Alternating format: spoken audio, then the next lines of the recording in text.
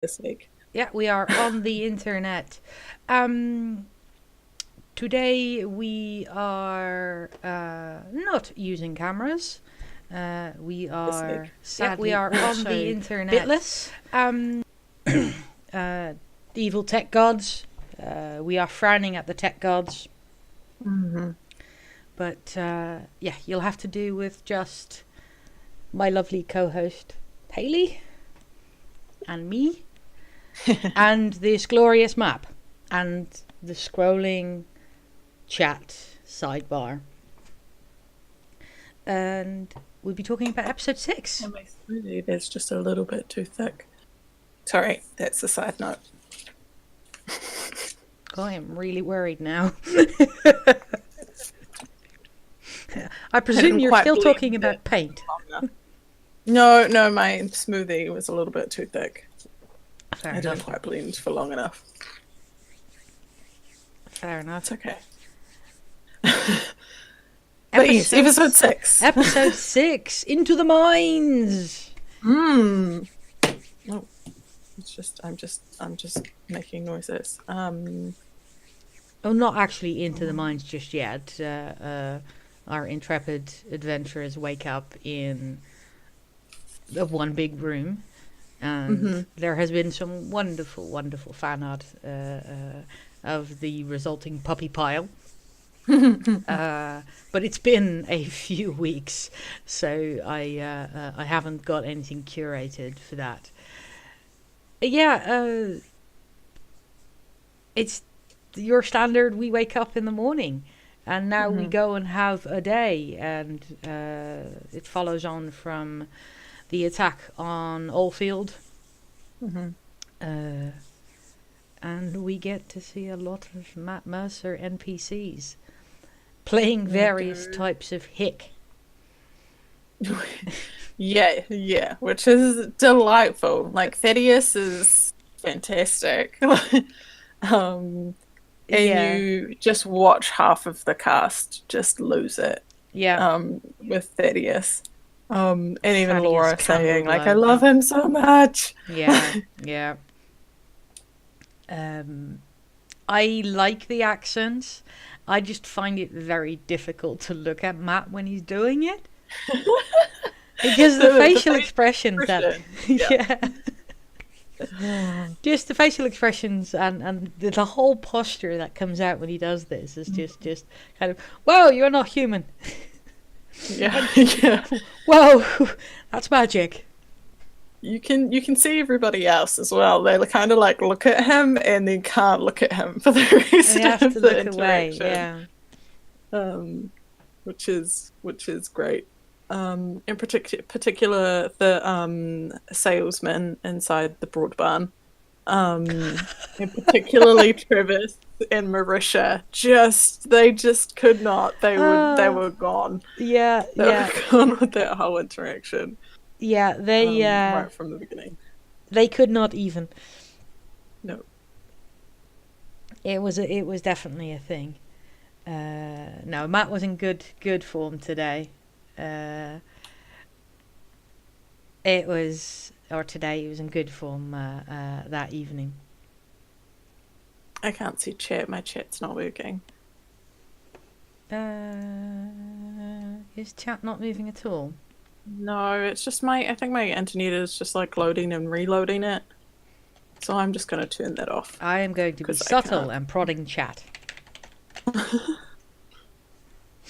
Well, it's doing something on the capture, so I don't know if it's Okay. doing anything.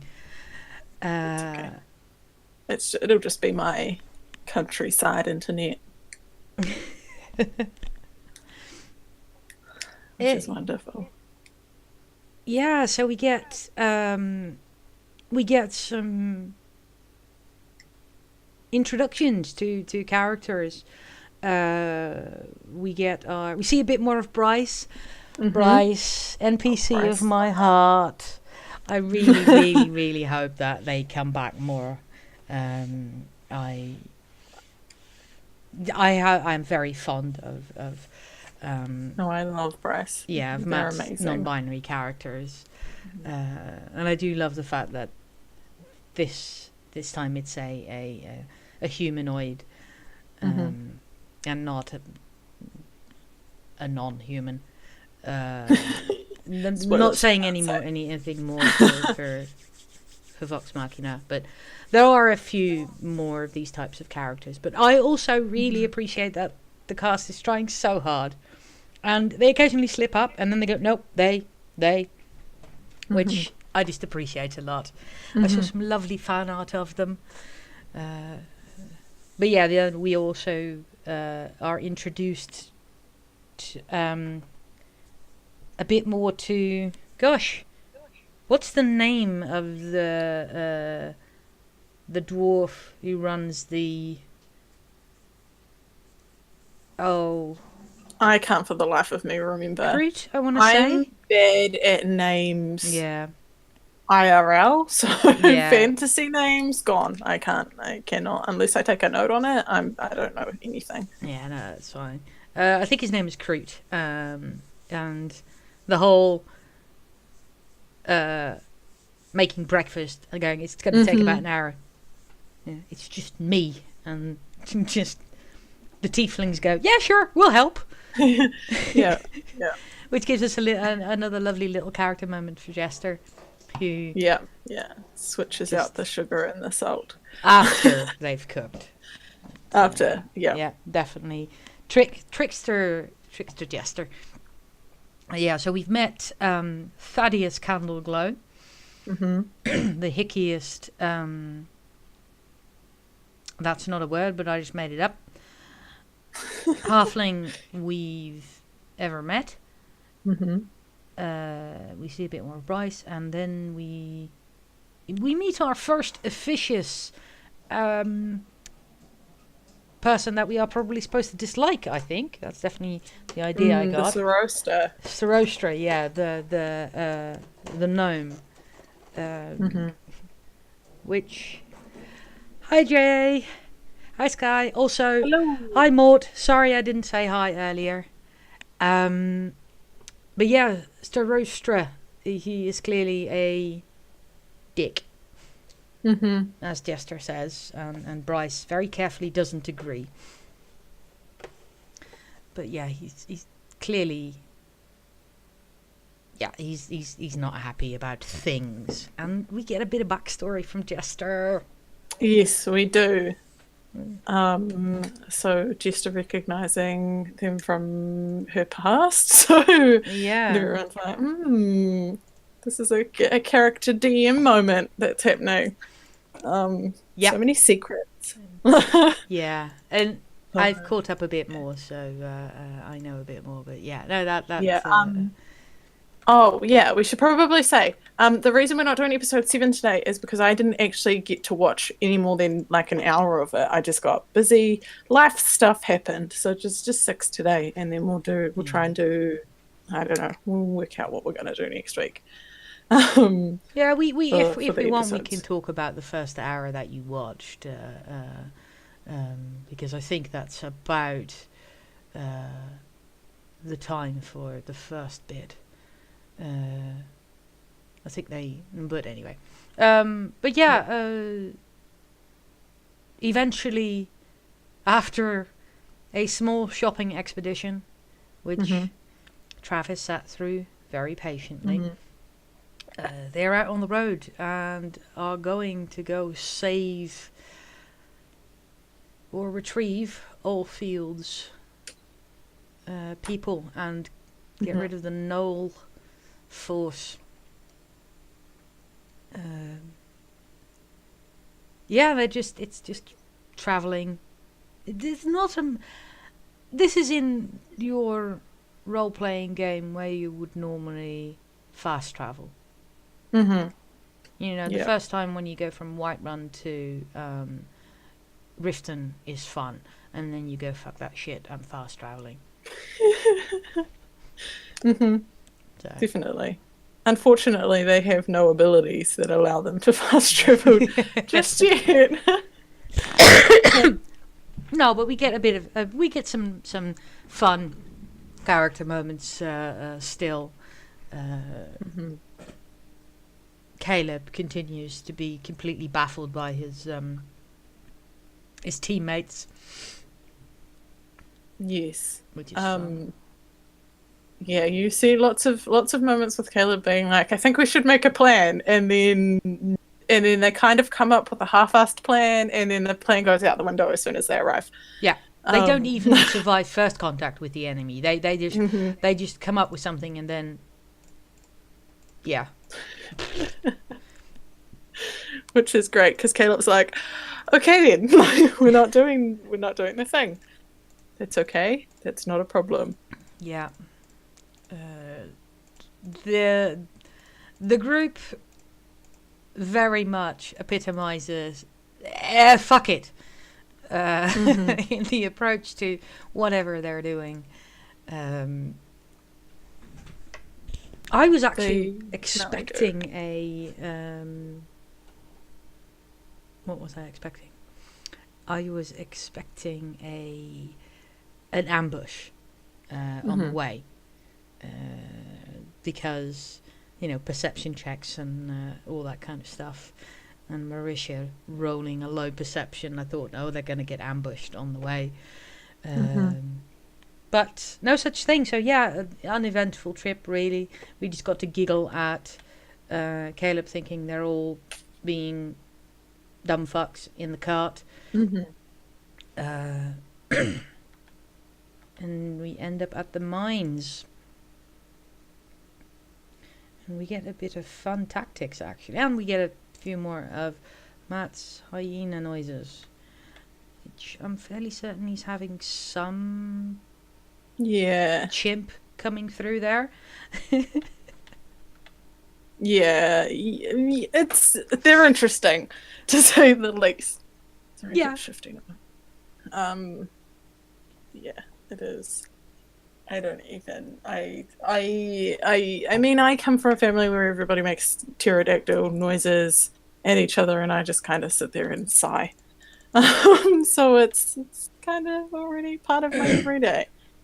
It's nothing new on my front. No. As someone who is very, very fond of animals and who has a special love for hyenas, I am fairly certain that in the world of D&D, gnolls are in fact evolutionary offshoots of the short-faced hyena, which is sadly extinct. I want one. I would happily go to my death having one of those as a pet. They're so adorable and terrifying. Sorry, I managed to distract myself. It's okay. I'm always distracted. This is why I have a fidget cube. Was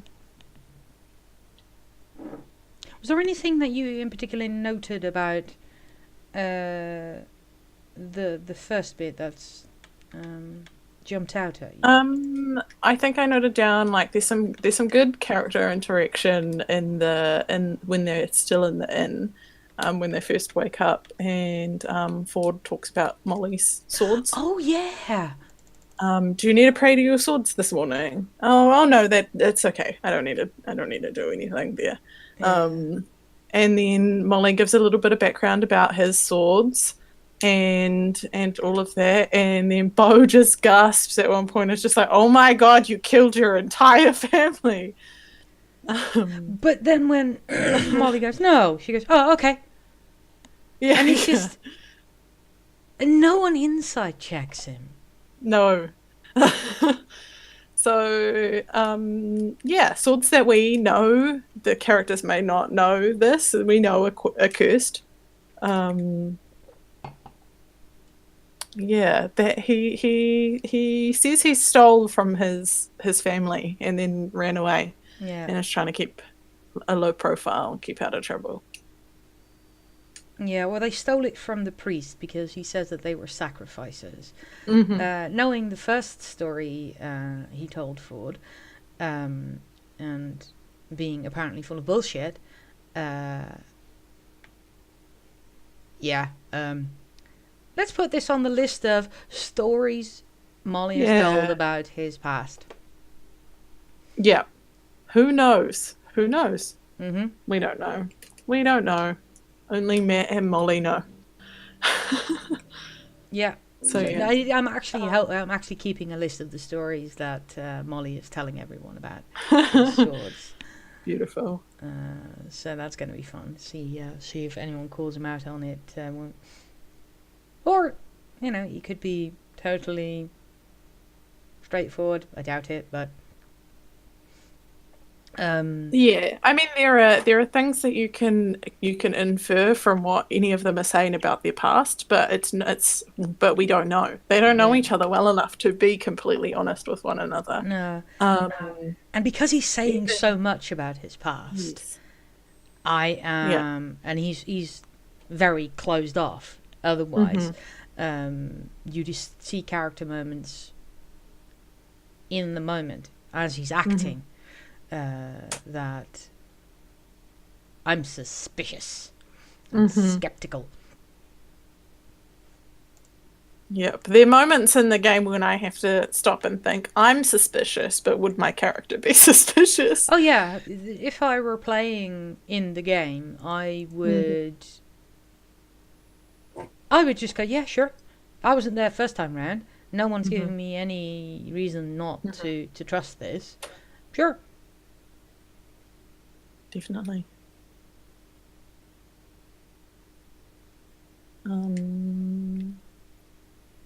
Yeah. But even after that, it was the concern for Ford, especially after his nightmares on the road. Oh yeah. Yeah. And then Jester waggling her eyebrows at Ford and being like, any dreams at all? After he said he didn't have any dreams. And the response being like, none that I care to speak of, and then they move on, but you see this little exchange where Travis makes eye contact with Matt and they exchange this look that's just like, what the fuck? Like, which was great. Which was a great little DM interaction moment with his players. Yeah, definitely. It's quite lovely. There's one thing, by the way, that I do want to mention, but we won't get into it too much because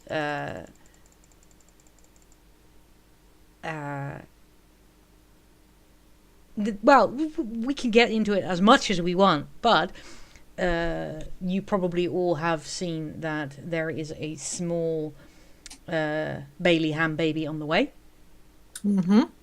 How bloody adorable was that character sheet? It was good. It was such a good and nerdy way to announce it to the wider community. Yeah. And we know that people have gone back to previous episodes to see if there were any hints, and there have been certain hints, and it turns out that Grog's one-shot, Bunions and Flagons, he referenced it back in November. Which is already, people have already seen that. So I don't want to get into too deeply because it feels a bit creepy, if that makes sense. Yeah. No, I totally get what you're saying, and I would prefer that we stayed on topic as, like, I mean, I fully support them and I'm excited for them and everything that's coming their way. I think it gets too close to their personal lives. Yeah. And something that, although we as a community can be excited for them, it is something that they're going through on their own. Exactly. And sometimes I feel like fandoms, because in a sense we are a fandom, can get a bit fandoms get a little bit too invested, and feel like they have ownership over a group of people and their lives, and that's not at all true. Well, I mean, we can probably give updates and we can talk about things that happen on the show that maybe are a bit of a nudge towards what's happening. I would prefer that, Exactly, which is why I did. Parenting is a deeply personal thing, and so is pregnancy. Definitely. And that's why I wanted to bring it up, but I didn't want to talk about Yes. making it too much. So if Yeah. people wonder Yeah. why we are not doing that, I'm personally not going to do anything like. I've seen Mm. some fan art, Hmm. and I will not be that. That's not my favorite stuff. That's uncomfortable. So Yeah. that's I will why. be staying well away from the fan arty side of things. If people post gift sets and I see them on my on my Tumblr, I'm probably gonna reblog them. I know I did the other night, Hmm. because there's a couple of interactions where you actually see Sam, um, like kind of protecting Laura's belly, Yeah, yeah, like which people have noticed in the back. And there's also a moment in this particular episode where, they're passing Laura's pencil around, pretending it's the stick of dynamite, and and then Travis throws it across the table, and even Sam then goes, "Oh yeah, throw something sharp over here." So it's just I'm right here for overprotective. overprotective Uncle Sam. But Yeah, yeah, those I'm things. here for that. So Yeah, those things I am perfectly happy to discuss mhm. and Yeah, perfectly happy to, because those are things that are happening on the table, and I completely yeah, missed yeah, that. yeah. I just thought, yeah, why are Yeah, you well, throwing pencils around, guys? the first time I watched episode 6, I did kind of being like, oh, why did he suddenly get upset about that? And I was like, oh, it's understandable. It's just something sharp. And then rewatching it this weekend, I was just like, oh shit, like Yeah, I see now. yeah. So there are certain things that will come up because they Mm, relate back to things that we've seen, and I'm a bit further ahead. So there are certain things that start making sense, or that don't start making sense, but there are certain things that now you know this when you rewatch mhm, things, you will pick up on more, and that's perfectly normal. It's perfectly valid to point that out, mhm. but look at us saying that we don't want to talk about it too much, and we've talked about it for 10 minutes. Well, But I mean, yeah, I think it's if it happens at the table, it's understandable that we're probably going to, yeah, mention it quickly. But anything aside from that, like we're not going to tell them how to parent. That's their deal. I don't even like telling anyone in no, no, my absolutely. But a everyday how to teething parent. ring should That's not totally be my made yeah, out of yeah. D20s. That's not parenting advice. That's just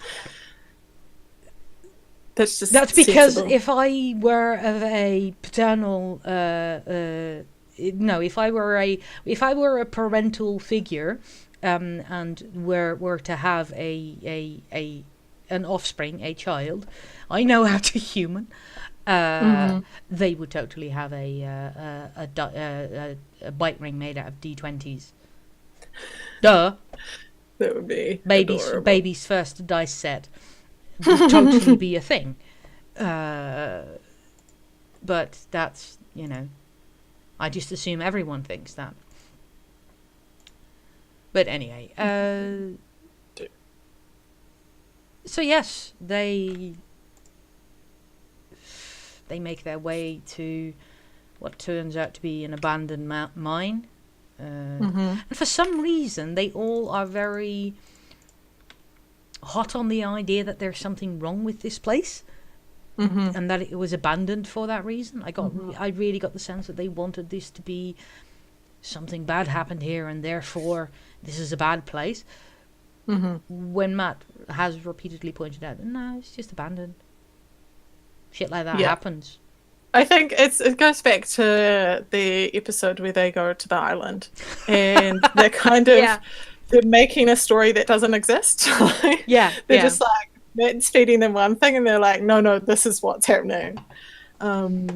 So Yeah, and I love I that he takes mean, the reins a bit in that because you yeah, can get. and he's just like, no, that's not what's happening, and they're like, oh, okay, I Yeah. guess. They weren't as um, invested in this as is the witch hunt. as the witch hunt. Do you want there to be witches, There could Sam? be a Roll witch. for witches. Yeah. Oh, that was brilliant. Yeah, no, that's Oh. a very good point, Sue. Back to level 3 sized narratives. I suppose Mhm. if your characters are a bit higher level, you can you can kind of give them a bit of leeway and maybe allow them to build a bit of the story, or just allow you to run with something without having to worry that you're running or they're running themselves into the teeth of too big a thing. You don't want to have your level 3s run into a major plot arc too early and potentially get swooshed. Yep. Give me one moment. I just can just, my cat keeps meowing every so often, so I'm just gonna go and check on her and make sure she hasn't got herself into trouble. Yeah, no worries. I will sing a small holding tune. Here I am, all alone.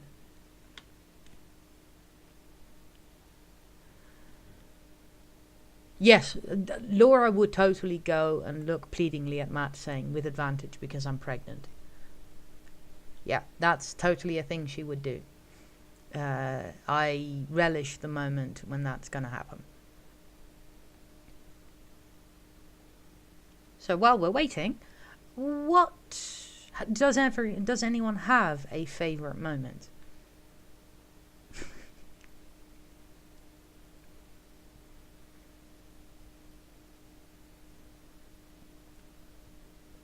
Oh wow, there's a blast from the past, JA. I don't think I've heard that song in years. I have returned. Okay.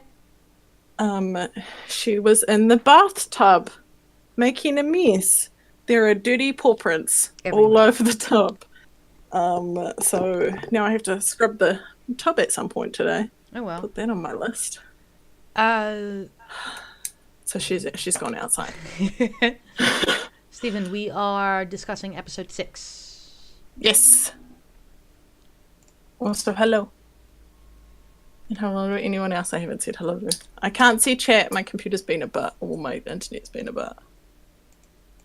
I need to stop scribbling. I need to not do that. What were we talking about? Oh, adventure threads. One thing I did find interesting is that when they got to the cave, there were more carts there that looked like they had spread out and gone to different places. Yeah. So I feel like they would have hit this no matter where they had gone. Matt prepared for it because he did give them a map and go wherever you want. So yes, I agree. That is definitely DM building in some backup. Yeah, which is you have to. Yeah, especially at lower levels.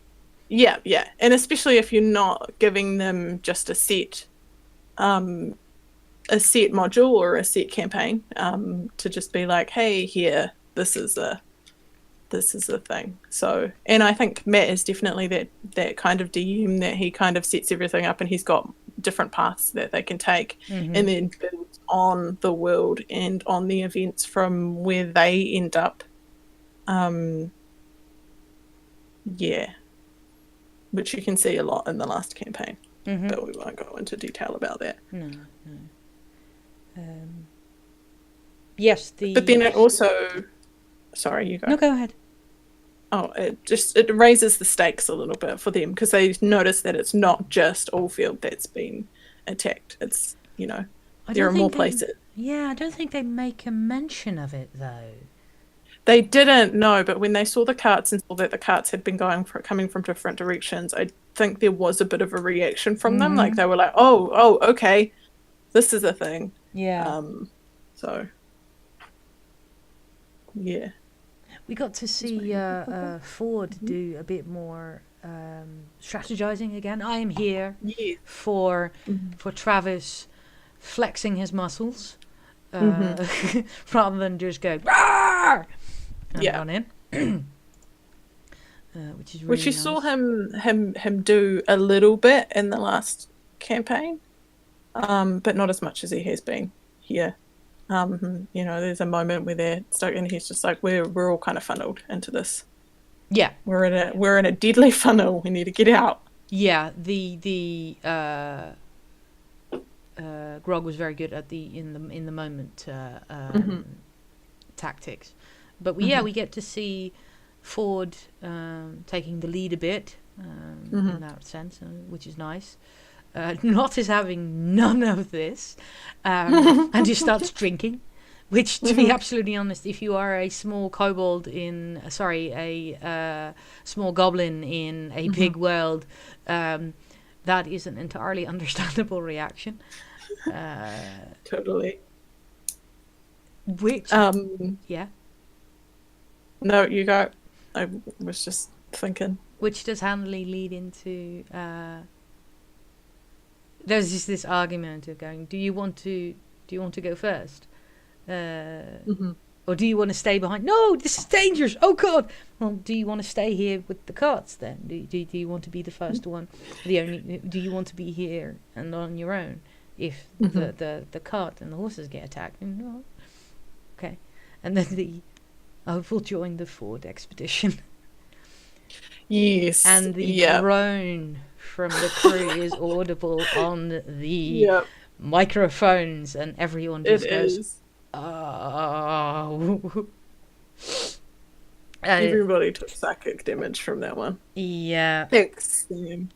Yeah, thanks. And he's got the entire Ford list. Yeah. I wonder if he'll get puns level 3, so we'll see if he gets through them all by the time they get to 4.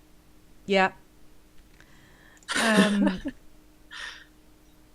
Yes, the favourite moment, the Marisha gets a really good moment as well when they dispatch some hyenas that are out in front of the area. They find a mine entrance and have a moment over the camouflage blanket because they're level 3, so you steal everything that isn't nailed down. Oh, yeah. Which makes sense. Especially when you have a cart. And it's just, Frumpkin goes into the entrance and Mercia turns around going, canary in a null mine. It's just, It's so good. Travis is so happy about that. Yeah. He's just like, yes! Yeah. Travis does appear to love his puns. He does. They're all they all do. Yeah, they do. Everything I love, everything I care about has some investment in puns. So this is my lot in life, to live here and sit here going on. Yeah. Jay is just waiting for the moment when people need to escort Ford somewhere. Indeed. It's coming. We are all waiting for it, and we are not ready for it. Even though we are all bracing for impact. Oh yeah. There's a bit of tension in my shoulders waiting for that one. Yeah. So Frumpkin goes into the... we get a lot of giggles about shafts. Yes. This and the next. But, Frumpkin doesn't have dark vision, so smashes into the walls a few times. And this is just delightful. And we figure out why Nott is not the brave. Because Nott has started drinking and just keeps drinking. And the Ford basically goes, right, we should go in there. And you go in there, are you mad? Says, I'm taking another drink. Matt just goes, and you're intoxicated now. Yeah. And the whole flip. Yeah, and just I'll go in if you need me. Yeah, I'll go in first. And the dawning realization on everyone's face, except Liam,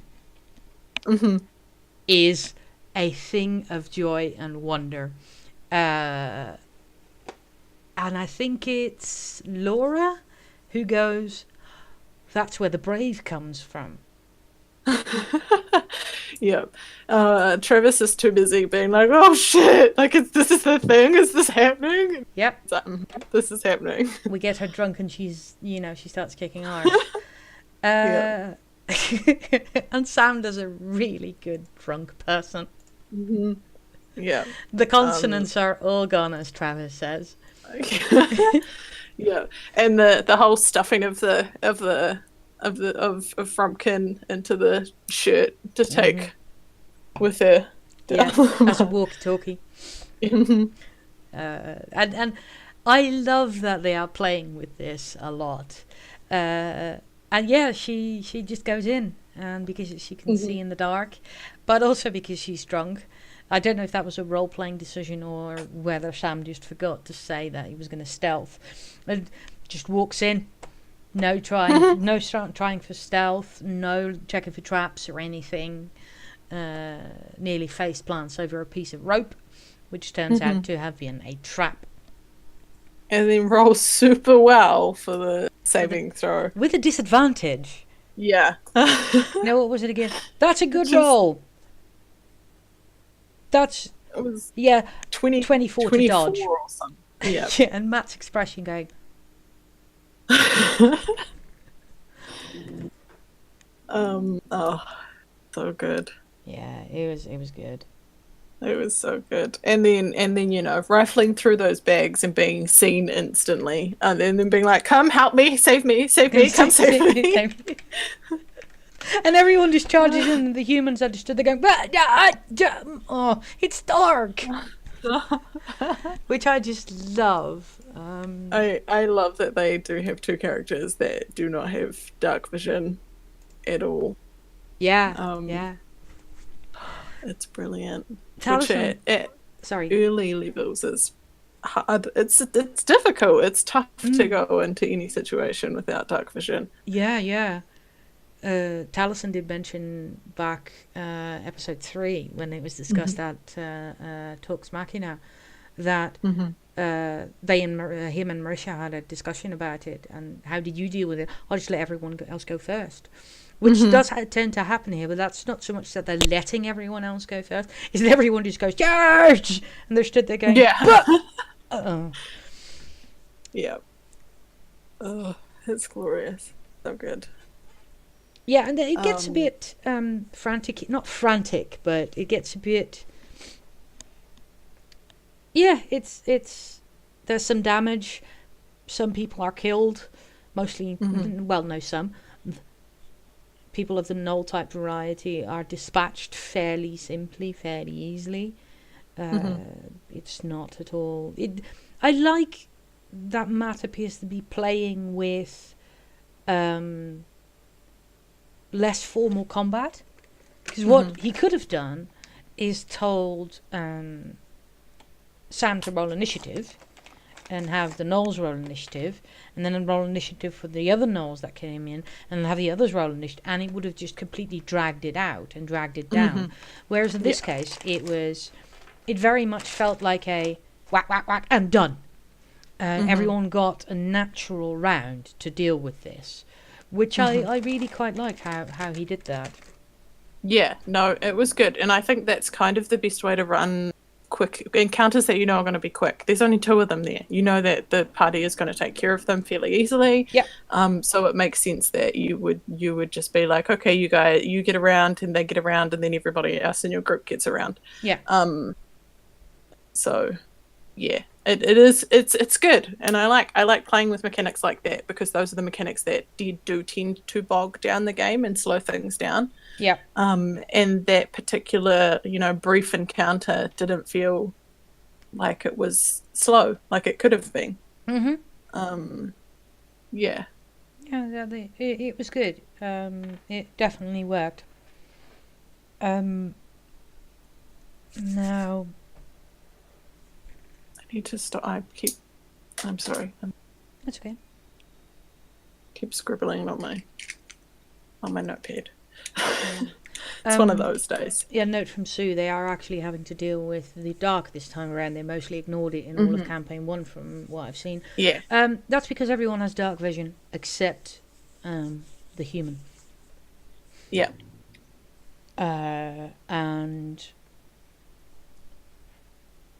yeah, there were ways around it, and because Percy let everyone else go first, and there was always at some point some light source. Yeah, and I think in the beginning of the campaign, they had Tiberius as well, who is a wizard, could cast light. So yeah, sorcerer. So, and if someone said it was yeah. dark in here, there would inevitably light. Yeah, yeah, because Dragonborns also don't have dark vision. So yes. The filling of the pickle jar is letting Jester indulge her in Allura. Yep. Definitely. Pickle jar. The pickle jar that she got from the shopkeeper. Mm-hmm. With the ears. Yep. It's just it becomes so much better. It already is adorable, and it just becomes so much better. And they that whole pickle juice moment though, with the crew, it wasn't in character at all, and they're all talking about how, drinking pickle juice, and Matt just calls them all brine drinkers. It's great. Which honestly, when it happens, I noted it down, because I'm going to use that one day as an insult for in a game or something, for you're one of those brine drinkers, rather than saying you're one of those, like the opposite of landlubbers. So I'm playing with that idea. It does sound gross, but brine is really nice as an ingredient. I would not drink it. I'm not too fond of pickles, so I will stay well away. Yeah, there are certain things that pickle juice and brine juice are used in. Most notably, dirty martinis.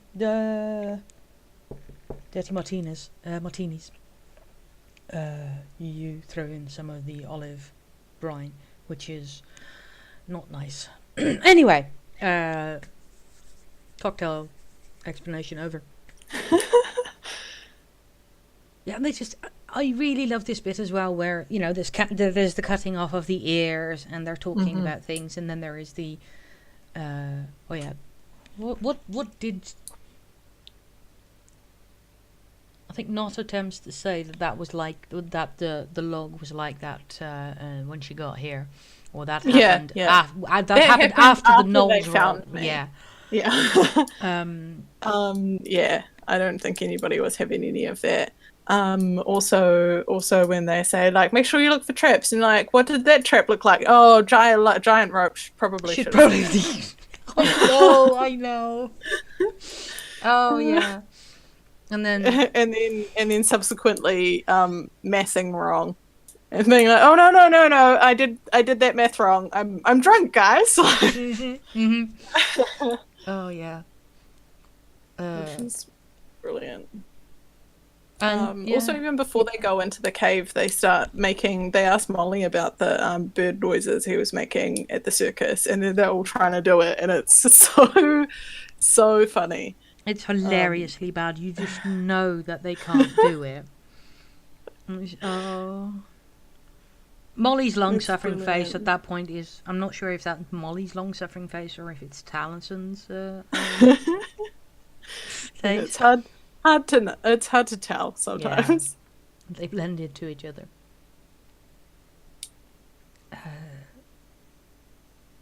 Let's see.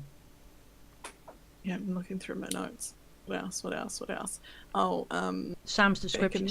Not's description of the two shafts. The one that goes, and the other one that goes, and it's just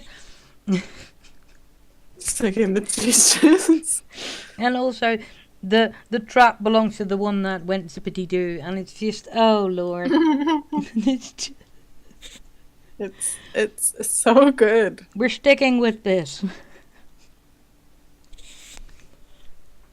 The stick of dynamite. That's a boom boom stick. That's a technical term. Yeah, boom boom stick.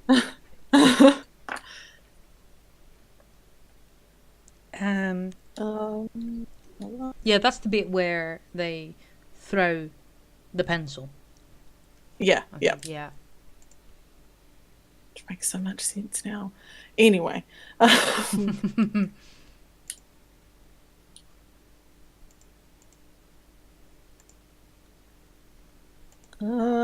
didn't really have any comments. The subsequent encounter that happens.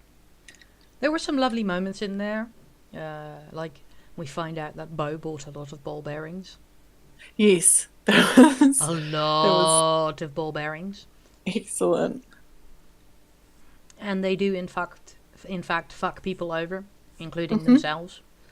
Yeah. They were playing a lot more with failures this time around. Yes. I love Bo's epic funny bone moment. Yeah. Oh, yes. Yep. I Yep. was And everybody comment that cringing. that doesn't go away. That's a lifelong injury. You'll be rubbing Tiger Balm into that for years. I have one of those injuries. Yes, you are.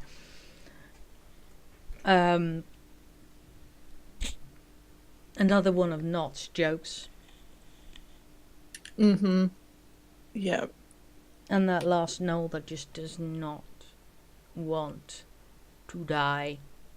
Is this when Jester has told the dead as well? I think this is the first time we see Toll the Dead.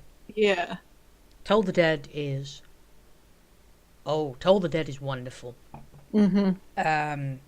Basically, they have to make a wisdom saving throw.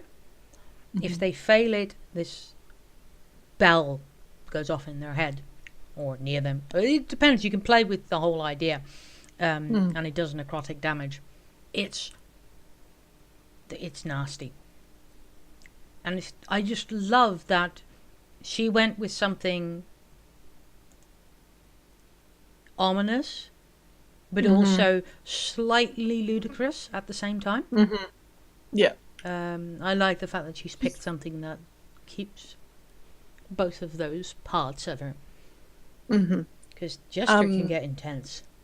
Yeah, yeah. Which you see in episode 7. I don't want to go into it. I want to let's save episode 7. Yeah. But yeah, there's an excellent moment in there. I'm just looking through my notes about things that happened previously in the episode.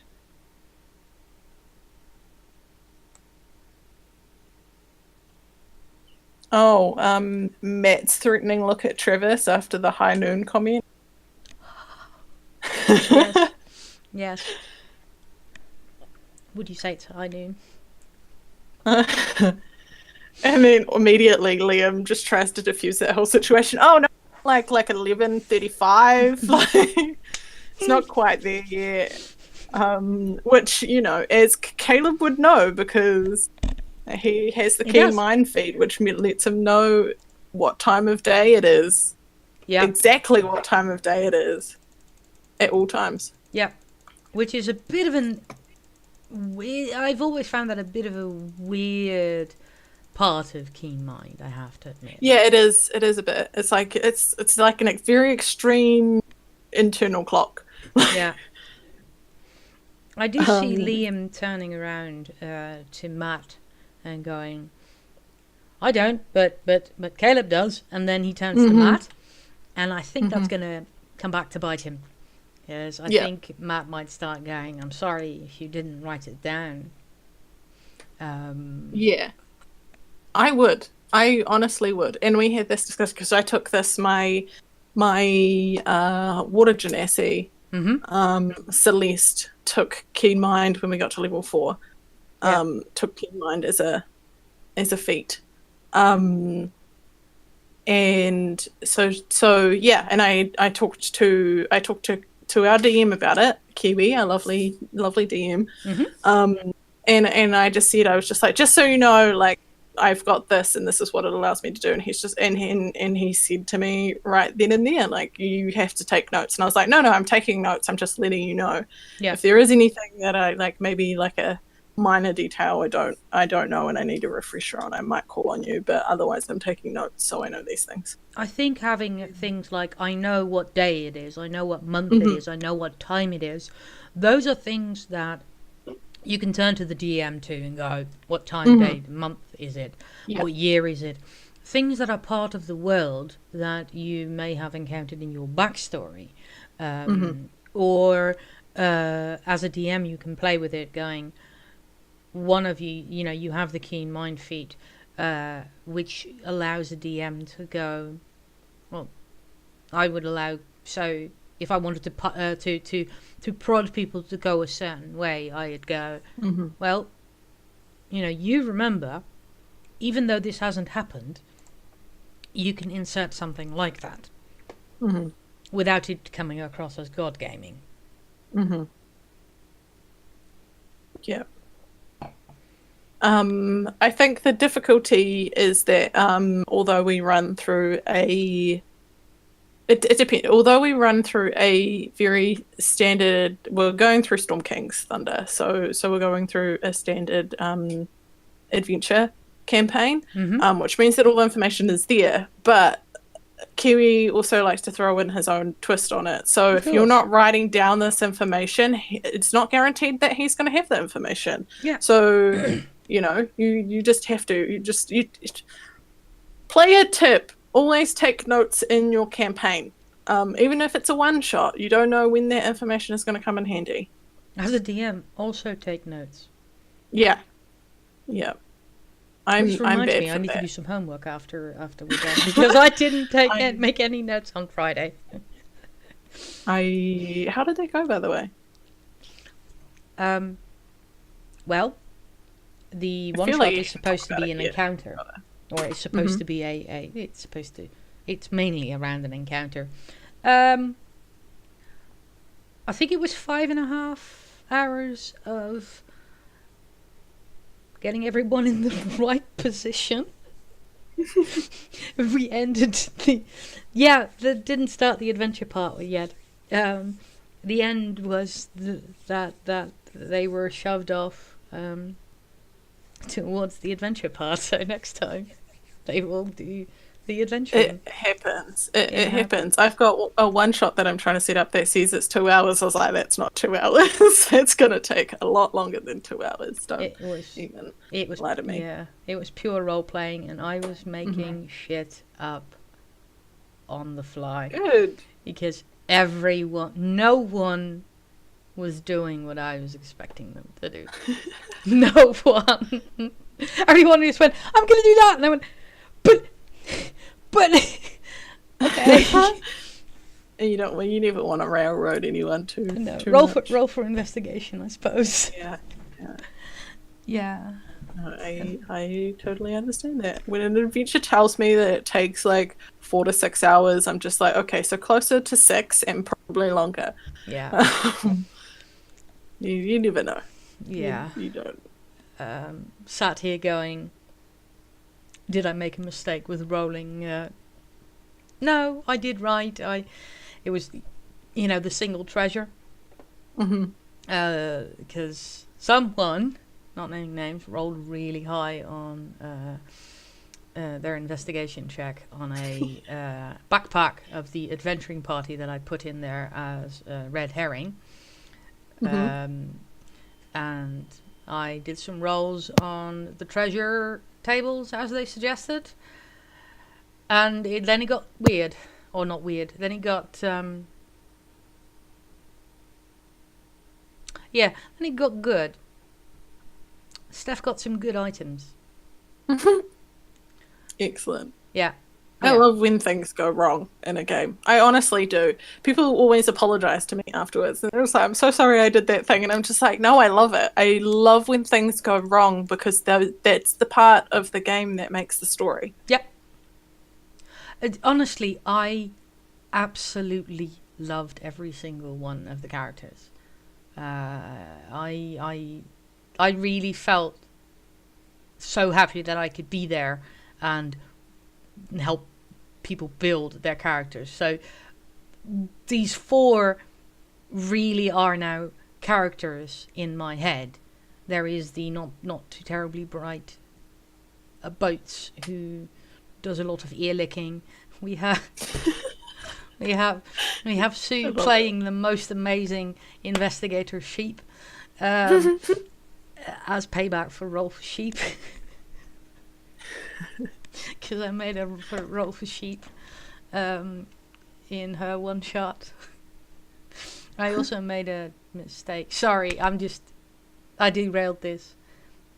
I made a mistake. No, it's fine. I asked. So I made a mistake in doing a joke thing. Going, we'll start the campaign, or we'll start We'll start the adventure by rolling for sheep.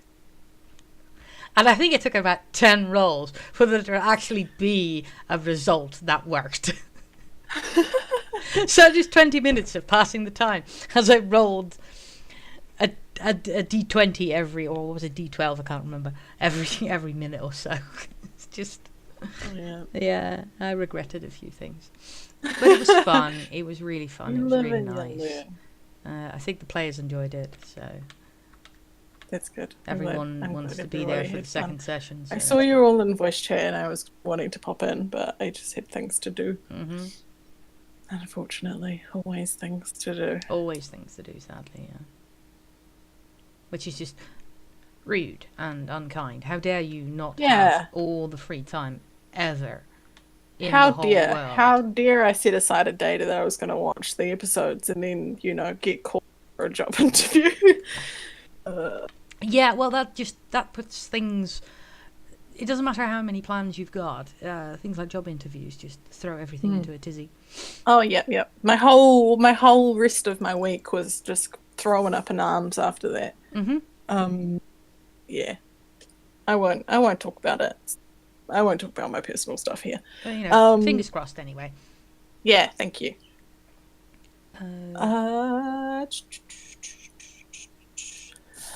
What else have I got on my notes? What have I got? I think I've only got a couple more things.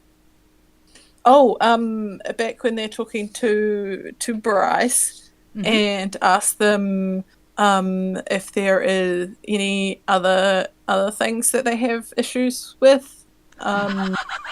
Yes. Go ahead. And famine, syphilis, and they're like, oh, Ford stops them and says things that can come in on legs with weapons, and then both Jester and Molly being like, well, syphilis can come on legs with weapons. And Ford just kind of being like, how do either of you know this? Yeah, I just love that. I just, yeah. So good.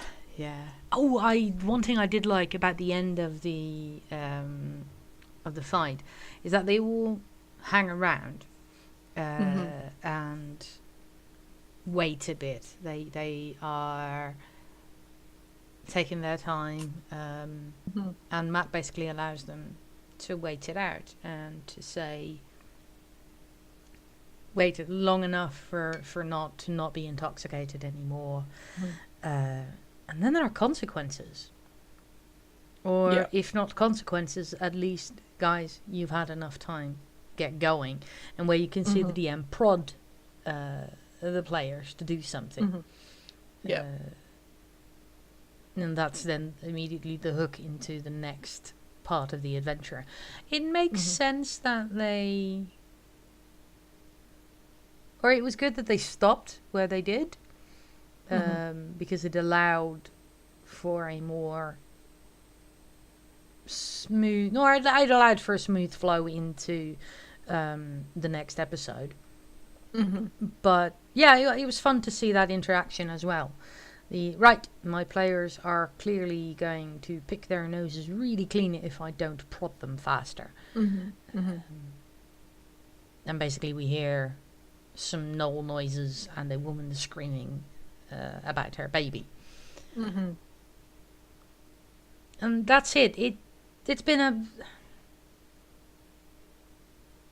there's been a lot of really nice things in there, but it also felt like it was a bit of a filler episode. Yeah, yeah. Maybe the beginning of it definitely felt that way. But I suppose it makes sense after, I don't know. It's early levels, so everybody's still settling in.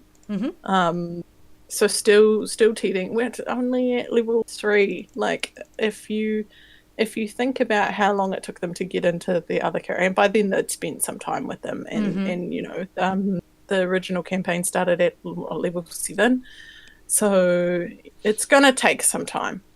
Yeah. So yeah, I mean, I will freely admit that there's sometimes when I stop and I'm just like, I'm bored. Can we continue, please?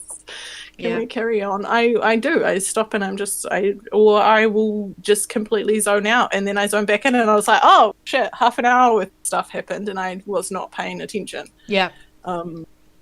It happens, and it's just the way of D&D. It's the way of D&D storytelling. Yeah, and it's difficult to. Yeah, it's. I think as a player, you get that you can only as a human being you can only maintain concentration for so long, and you just get distracted, and that is totally normal. And you can kind of see it in here as well. Is that people check in and check out? They're still paying attention as such because it's all very close. But people's attentions naturally wander. And as a DM, you kind of have to go, okay, pull them back in. I will freely admit that even when I'm playing, my attention will wander, and I will just be sitting there. And if someone is having their moment, like, I'm happy to let them have their moment, especially if they're having a moment away from the group. But when that's happening, I'm not really listening. I'm not paying attention to what's happening during their moment, because it's their moment, and my character shouldn't know anything that's happening then anyway. Like, I have no idea what happened when they did their thing, so I'm not listening in, because I'm just like, because then I can feasibly say I don't know what happened, because it's easier to I don't know what happened. Character in character. And my character, yeah, exactly. So I just zone out until I hear my name or my character's name, and then I'm just like, okay, yep, yeah, it's me. It's time for me to be in the spotlight for a little bit. But I'm happy to let everybody else have their moment. Everybody gets a moment at the table. That's what it's about. It's cooperative gameplay. Yeah. Yeah, DM throws innocent child into peril as motivation. Yeah, pretty much. Pretty much. That's the rule of D&D. Yeah, as a DM, go ahead. If in doubt, throw a small child into peril. If in doubt, sacrifice a child. Yeah, that's episode 6. It's that's a filler. Episode 7 is a lot of fun, but combat heavy, so it's probably out. Not that much to say about that one. Next week. No, not the bag of kittens in the lava chamber. That's too far. No harming of animals will occur on my watch.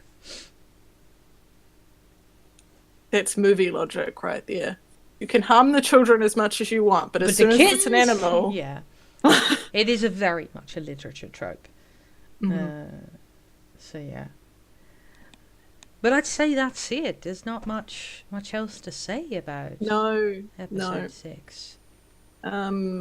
What didn't I mention from my notes? It's the only one that I have there. I think I've only got one. Oh, Liam counting out his gold at the Broad Barn.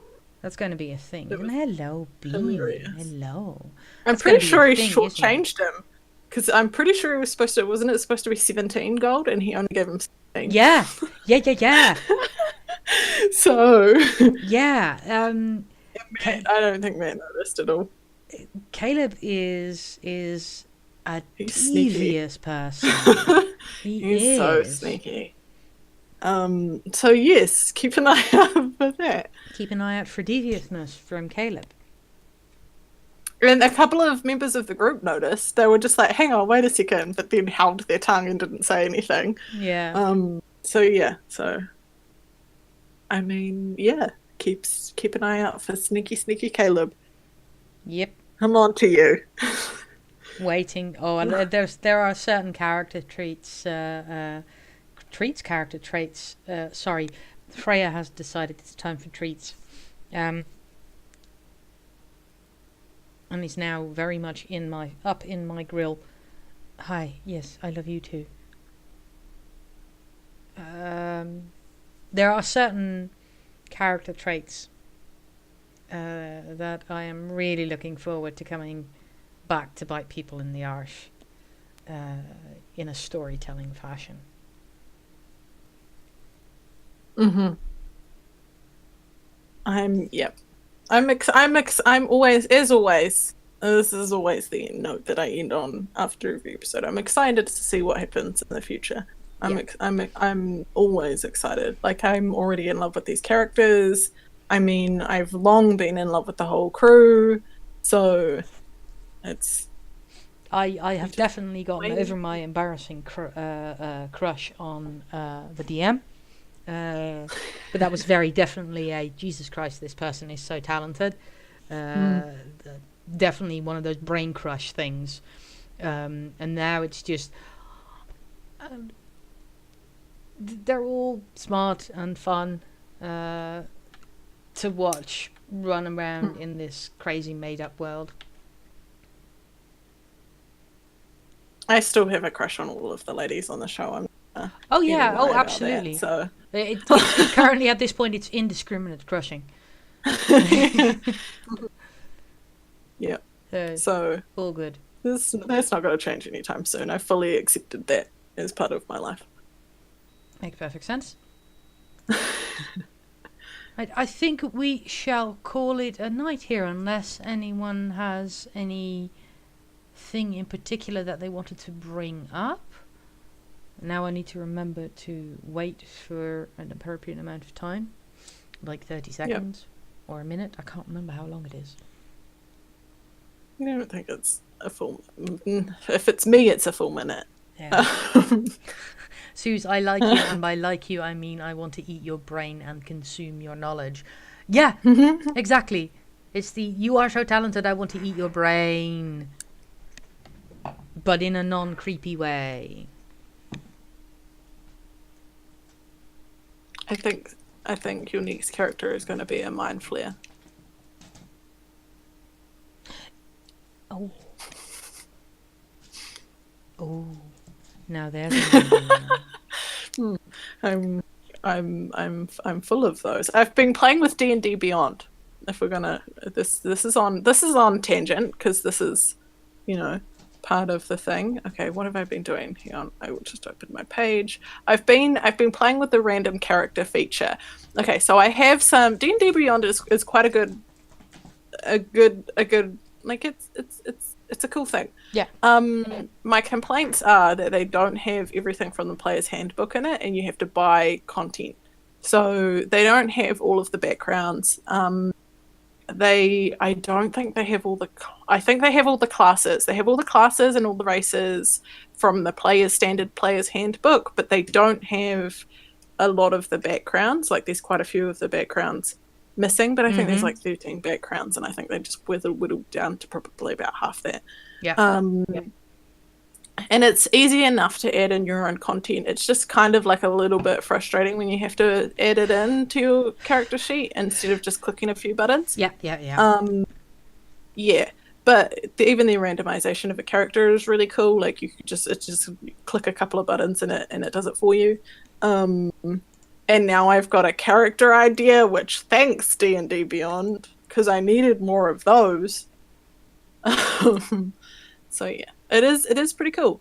Trying to talk one of my friends into using it for our campaign, because she's always asking for our character sheets before we play each time. And I'm like, maybe you should make a campaign on this and then get everybody to make their thing and then send them a link, and then you'll have everybody's character sheet as they fill it in, and don't have to worry about us resending it to you every single month. I'm thinking of using it when I, real soon now, start recruiting for Lost Mines of Phandelver. Ooh. I Uh, can't play their campaign because I know everything about it now. I know. So that'll be fun though. Yeah, I do yeah. love I've been that. wanting to do that one for ages. There's also still the Horde of the Dragon Queen campaign. That's actually a campaign. That's the first one they brought out. But I find it a bit disappointing compared to the Lost Mines of Phandelver and the Storm I have Giant. heard, yeah, I've heard things about it. I think it was probably brought out a bit soon. Yeah. I think they didn't really know what fifth edition was going to look like at that point So they in basically time. threw everything in there and hit the Yeah, blend button. yeah, which is from the reviews I've read. That's a lot of what people say. So I think it's just one of those campaigns that needs a little bit of extra work. Yeah. Which, you know, if you don't have the time for, can be really frustrating. I like to buy. That's why I like to get modules that are all pre-done for me, because I don't like spending a lot of time. But nothing is as good. I don't think anything is as good as Lost Mine is. Like that's just that. If that's your first campaign that you ever run, it's going to set you up for failure. Oh, great! You're Now going I'm to gonna feel expect bad. everything else. No. I think it's more of a. It sets you up for a little bit of disappointment, because you're like, oh, this is such a good, like it's set out so well and so easy to follow. They've made it so good on that part that you get to other campaigns where you have to do more work to set certain things up, that it just, you know, you're just like, oh, okay. Yeah. Just nothing set up as well as that is, but they did that on purpose. Well, yeah, it was the introductory thing that came with the whole set. So yeah, it now absolutely makes sense. Yeah, now I look at other campaigns and I'm just like, oh, I have to work out my own experience points for everyone, or things like that. It's little things. It's the little things that, you know, you just don't want to spend your time doing. It's like all the fun stuff is done for you, and then you've got to work out all the little in between bits. Yeah. What can you do? I will say that I'm glad that this is a one shot, because I would not even know how to begin to provide people with XP for what they pulled on Friday. I think this is why I'd want to do milestones. More milestones. Yes, definitely. Yeah. No, milestones are a lot easier. I wish that when Lost Mines, you can definitely do milestones. If you know where they're supposed to be and how much they've done, then you can do milestones. According to the story parts, that's not an issue at all. Yeah, the Rise of the Dragon Queen does the same thing. Yeah. It gets a little bit harder. Or Horde of the Dragon Queen. Into different ones. But yes. Now I just want to run the campaign with everyone as animal characters, because that's just a shit ton of fun. It really is. Mind you, it did help that there were 4 people playing with me who decided that they were going to go balls to the walls with their role playing. Because happens. I love that when that happens. It doesn't work if people don't have buy-in, and I think that was my biggest concern or worry, that the concept was fun, but that there wouldn't be enough to make it happen. That's always a concern. Yeah, love your players. Players are treasures. I think that's always. I think that's the lesson where we'll end today. Love your players. Yeah. Also, if anyone has any awesome character ideas or anything that they want to message me on Twitter, I'm totally happy for you to do that. You'll probably have me wanting to play about 20 more characters, but that's okay. You have the rest of your life.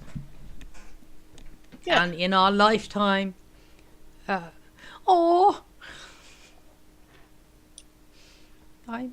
glad I almost made you cry. I suppose.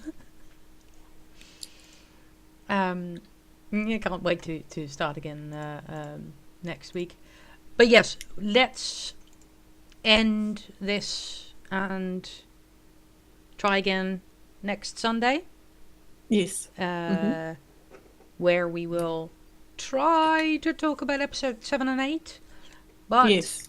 if it is just episode 7, it's just episode 7. There is some life stuff going on for people.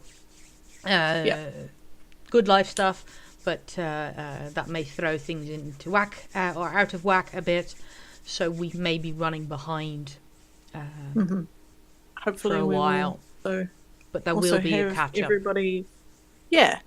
Hopefully we'll also have everybody's favourite raptor back with us. next week. Absolutely. It's not the same without our favourite raptor asking the Not important at all. questions such as, why do you do this? Why this button? The why this button question is incredibly important. Anyway, thank you all for hanging out.